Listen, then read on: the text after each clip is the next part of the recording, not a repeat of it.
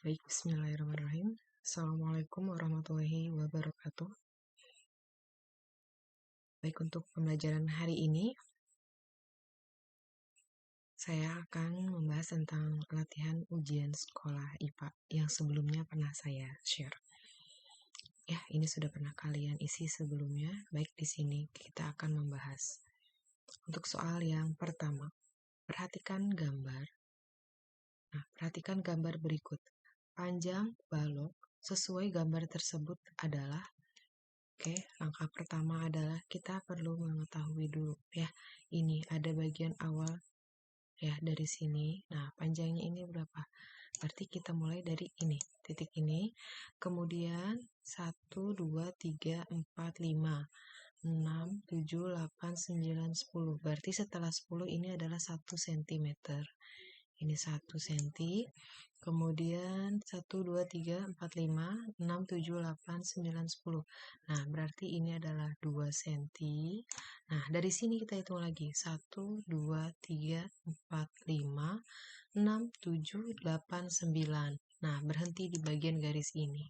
Berarti untuk kasus soal ini, perhatikan gambar berikut untuk panjang balok sesuai gambar dihitung dari awal sampai di akhir yaitu 2,9.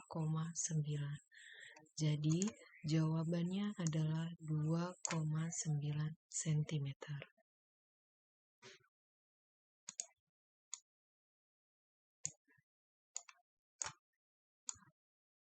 Ya, baik, lanjut kita ke nomor 2. Oke, untuk di bagian soal nomor 2 ini, sekelompok siswa melakukan pengamatan pada suatu zat. Hasil pengamatannya adalah sebagai berikut. 1. Terjadi perubahan warna.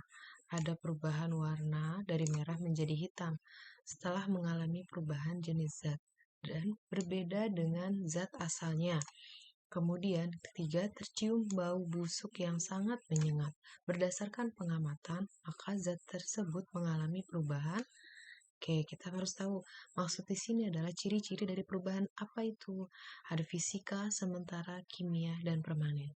Ya, ingat kalau ada perubahan warna, kemudian ada perubahan jenis zat yang berbeda dengan zat asalnya, berarti itu termasuk ke dalam perubahan kimia.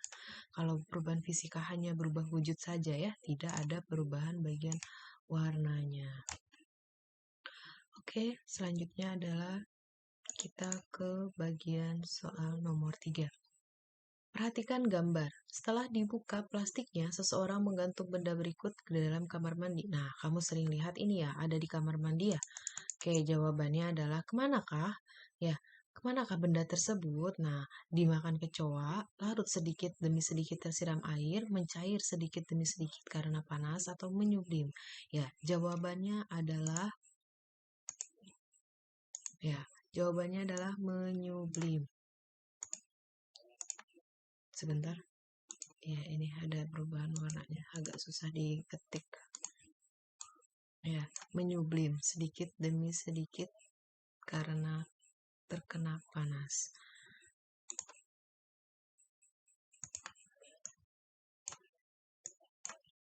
Oke, berikutnya adalah ke bagian soal nomor 4. Seorang penderita diabetes mellitus tetap dapat mengkonsumsi makanan dan minuman yang rasanya manis. Agar aman, rasa manis tersebut berasal dari, ya kalau ini kan ya, ini juga dari bahan kimia. Nah, agar aman adalah berasal daripada madu, karena madu ini adalah alami. Jadi jawabannya adalah berasal dari madu. Oke, next kita ke nomor 5.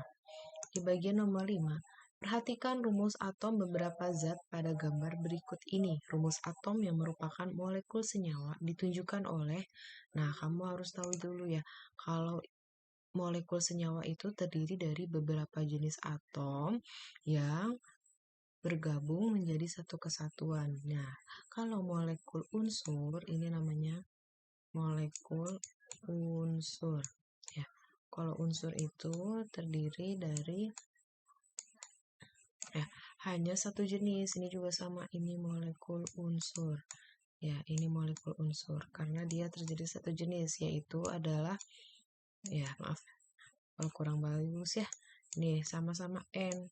Ada lagi N karena sama sejenis. Nah, N-nya ada 2 jadi N2. Kemudian di sini juga sama molekul unsur M, molekul unsur. Ini juga sama ya, ada O, kemudian ya ada O lagi.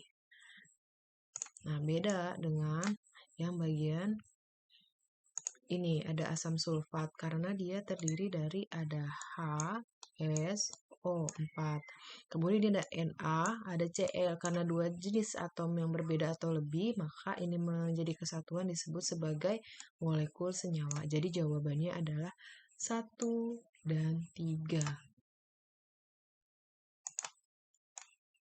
Oke, baik. Selanjutnya adalah ke nomor 6. Oke. Perhatikan grafik perubahan wujud dan suhu pemanasan 100 gram es berikut.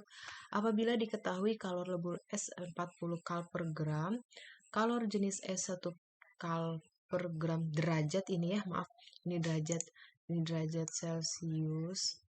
Kemudian kalor jenis air juga sama, ini adalah derajat Celcius, dan kalor yang dibutuhkan untuk fase A. Jadi yang perlu kita perhatikan adalah dari bagian A. Nah, dari bagian A menuju ke C. Nah, ini. Oke, perhatikan ya. Di sini dicek lagi, ini ada bagian A. Nanti akan selanjutnya saya sebut sebagai Q1. Kemudian di sini ada bagian dari B ke C. Untuk yang selanjutnya saya sebut sebagai Q2. Nah, berarti kalau dari proses A ke B itu Q1, dari B ke C Q2. Berarti kalau di soal dari A ke C, maka Q1 ditambah Q2. Oke. Baik, berikutnya saya akan ke bagian pembahasan soal ya, yang sebelumnya sudah saya rapihkan. Maaf sebentar. Nah, di sini ada bagian, ya bisa dicek ya. Di sini ada diketahui ini dari M sama dengan 100 gram, kemudian ada L lebur 40 kalori per gram. CS itu bagian kalori jenis S 1 kalori per gram, C air 1 kalori per gram derajat Celcius. Maka ditanyakan tadi QA ke C, berarti dari titik A ke B lanjut ke C.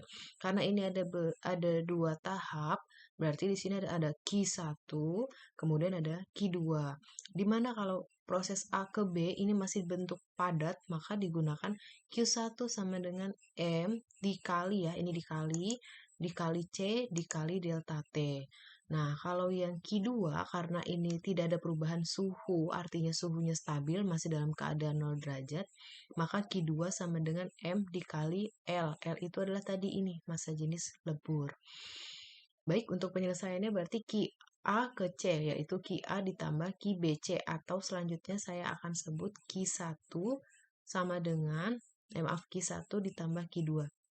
Lanjut dari bagian ini ya, ini ada A ke B. Nah, A-nya ini ada suhu minus 10, kemudian ada perubahan suhunya sampai di 0 derajat. Berarti awalnya dia T1-nya minus 10, T2-nya 0 derajat. Maka delta T, segitiga T ini sama dengan T2 dikurang T1. T2-nya adalah 0 dikurang. Ya, karena bentuknya padat, S minus suhunya adalah minus 10 derajat. Maka 0 minus ketemu minus jadi plus. 0 ditambah 10 sama dengan 10 derajat Celcius. Maka Q1 sama dengan M dikali, rumusnya ini ya, C air dikali delta T. M-nya tadi sudah tahu, masanya adalah 100 gram. Kemudian C air sama dengan 1 kalori. Dan dikali delta T. Delta T yang tadi sudah kita dapat di sini ya, ini 10 derajat Celcius. Nah, maka 100 dikali masukkan. C airnya substitusikan 1, delta T-nya 10. 100 dikali 1, 100 dikali delta T 10.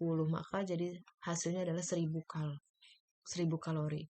Selanjutnya kita ke bagian Q2. Ya, ini selesai di Q1. Q2. tadi perhatikan ini tidak ada perubahan suhu, artinya suhunya stop, maka digunakan rumus Q sama dengan M dikali L.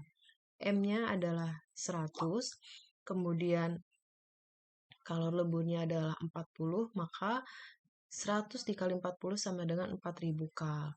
Oke, pertanyaannya tadi adalah Q, A ke C. Maka sama dengan Q1, ini ya yang tadi ya, Q1 ya, ditambah Q2 sama dengan 1000 ditambah 4000, maka jawabannya adalah 5000 kalori. Baik, jadi untuk soal nomor 6, jika kita kembali lagi ke bagian soal yang sudah saya share, maka jawabannya adalah ya, mana tadi ya? Oke, 5000 kal. Oke, ini ya. Jadi jawabannya adalah 5000 kal. Kalau nanti kurang paham bisa di-play lagi ya. Oke, untuk berikutnya adalah kita ke soal nomor 7. Oke, perhatikan gambar.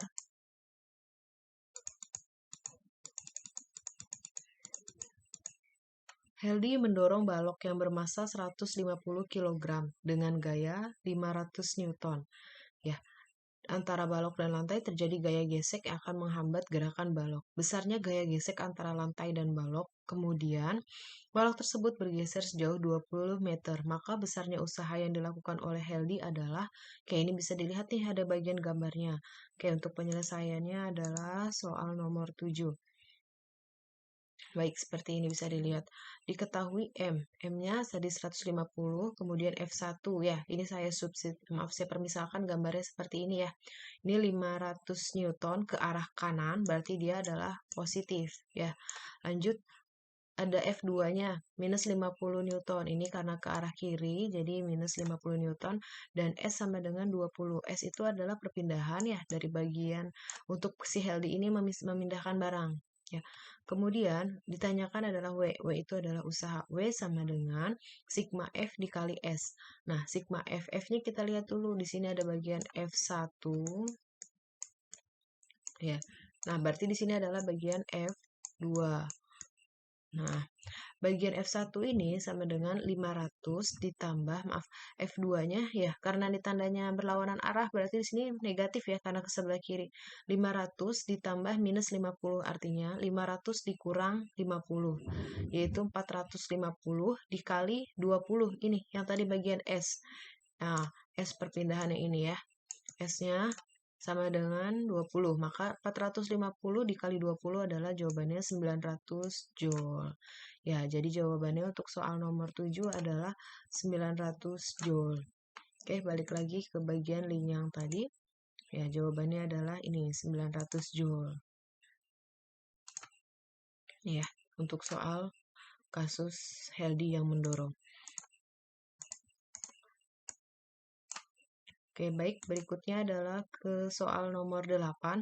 Perhatikan gambar gelombang yang dibentuk pada sebuah tali berikut ini. Jika gelombang bergerak selama 10 sekon, berdasarkan data tersebut dapat disimpulkan. Nah, kita harus menganalisis nih, yang betul yang mana. Ya, dari bagian gambar ada pernyataan. Yang betul dan sesuai dengan gambar, ya bagian manakah? Oke, lanjut yang pertama merupakan gelombang longitudinal. Kedua, amplitudo gelombang 20 cm. Amplitudo ini ya, kalau ini namanya transversal ya, kalau longitudinal itu yang getaran, ya itu sejajar. Nah, kalau ini tegak lurus ya, ini disebut sebagai transversal. Kemudian amplitudo gelombang, amplitudo itu jarak daripada bagian ini. Nah, dari garis ini ke atas, nih amplitudonya adalah 10. Nah, ditulis ini 20, berarti salah ya. Panjang gelombang 20 cm. Panjang gelombang untuk kasus ini berarti adalah satu bukit dengan satu lembah. Cek. Dari titik O sampai ke titik 30, titik G itu adalah 30. Nah, berarti di sini ada bagian 30 dibagi 3. 1, 2, 3. Ya, berarti di sini 10, 10, 10. Kemudian cepat rambat gelombang 3 cm. Oke, tadi saya sudah ada di gambarnya, maaf. Ya, di bagian gambar ini. Oke, berarti di sini ada tadi saya bilang, berarti di sini adalah dibagi 3, ini 1, 2, 3. jarak dari A sampai ke ujung adalah 30. Maka ini nilainya 10, 10, 10. A ke C berarti satu gelombang. Ya, satu bukit dan satu lembah berarti 10 ditambah 10 adalah 20 cm. Maka panjang gelombangnya adalah 20 cm. Oke, balik lagi berarti penyataan yang benar dari bagian soal nomor 8 ini adalah ya, panjang gelombangnya sama dengan 20 cm. Oke, lanjut ke bagian soal nomor 9. Sebuah benda diletakkan 20 cm di depan cermin cekung yang memiliki titik fokus 15 cm. Sifat bayangan yang dihasilkan adalah, ini berarti ini harus kita ketahui dulu. Cermin cekung, F-nya itu selalu positif. Ya, betul. Oke, baik, untuk berikutnya, maaf. Ya, ini pembahasan. Semoga jelas.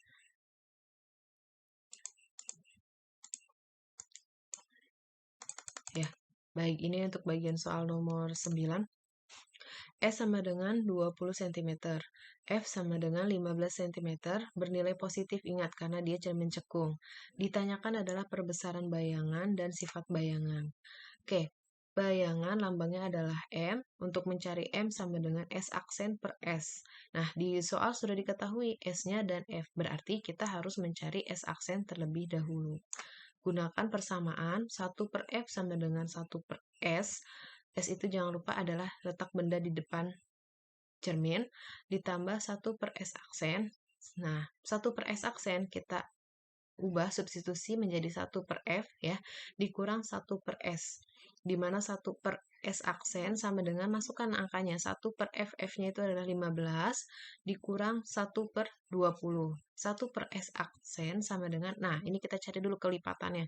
Yang bisa dibagi 15, angka bisa dibagi 20, yaitu saya ambil 60. 60 bagi 15, 4 kali 1, 4. Maka ditulis di sini 4. Jadi begitu pula dengan 60 bagi 20 adalah 3 kali 1, 3. Maka ditulis 4 dikurang 3. Nah, sama dengan adalah 1. Ini penyebutnya tetap 1 per S aksen sama dengan 1 per 60. Di mana S aksen sama dengan 60. Ya, ini tinggal ditukar tempat ya. 1 kali S aksen 60 kali 1, 60. Maka S aksen sama dengan 60 cm. Berikutnya, ini ada bagian M. Perbesaran sama dengan S aksen per S. S aksennya tadi sudah kita dapatkan 60. Nah, kita substitusikan bagian ke sini, masukkan. Ya, S aksennya sama dengan 60 per S-nya. S adalah dari soal tadi. Ya, dari soal di sini. Masukin angkanya di bawahnya. 20. 60 dibagi 20 adalah, ya betul, jawabannya adalah bagian 3. Maka karena S aksen sama dengan 60, nah ini adalah tadi hasilnya positif, maka bayangannya adalah nyata. Terbalik karena dia terletak di depan cermin. Oke, kita balik lagi. Berarti jangan lupa S aksennya sama dengan 60, nyata, dan terbalik. Maka jawabannya untuk bagian kasus soal nomor 9, ya. Oke, jawabannya adalah, nah ini dia. Berjarak 60 cm, terbalik, dan nyata. Ya, oke, nanti kalau kurang paham bisa diulang kembali ya untuk video ini, pembahasan setiap soal-soalnya.